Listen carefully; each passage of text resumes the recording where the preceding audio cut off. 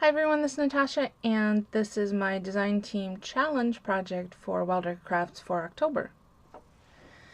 So the challenge was to make a Halloween gift bag or treat bag, and this is what I came up with. It started out as a recollections little, like a mini lunch bag in craft.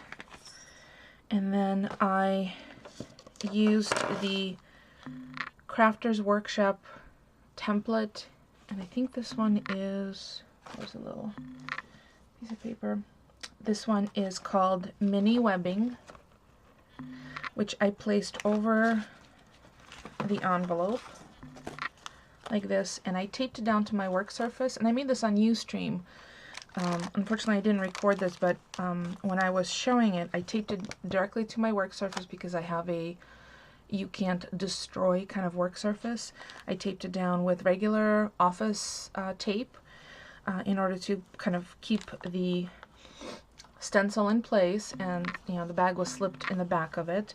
And then I took my black gelato from Faber-Castell, the fabulous moist color, and I rubbed it all across the stencil, which created, as you could see, the now probably it's more difficult to see, there was a delicate texture, and all this, what I was doing is I was building layers and layers of texture.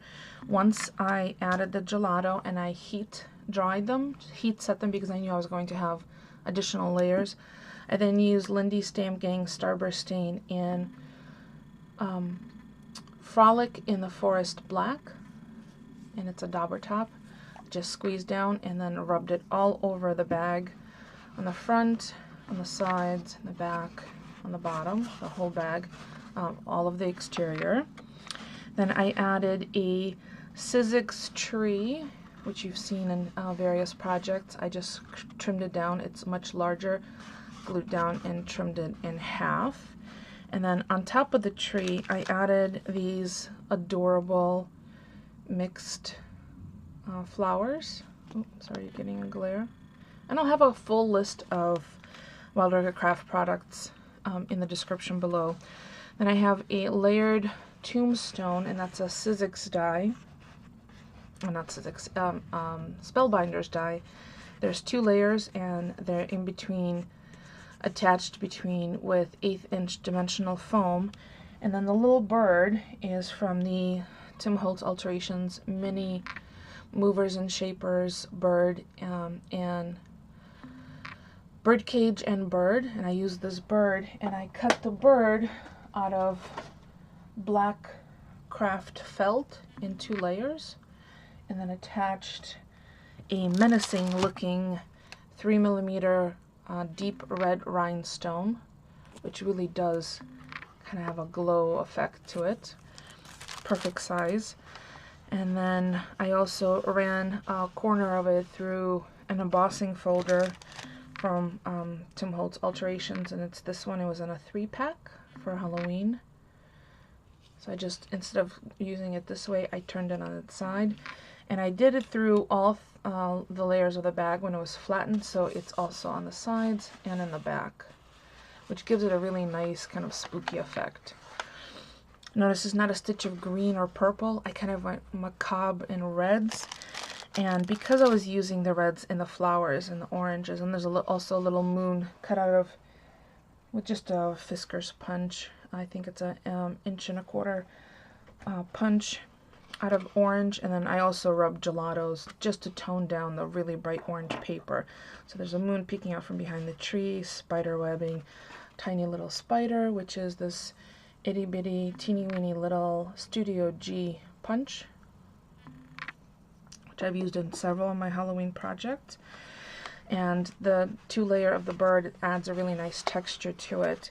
And then to top it off, I just punched 2 holes and strung through this deep red satin ribbon in 1/2 inch or 12mm, just enough to go through the sides twice.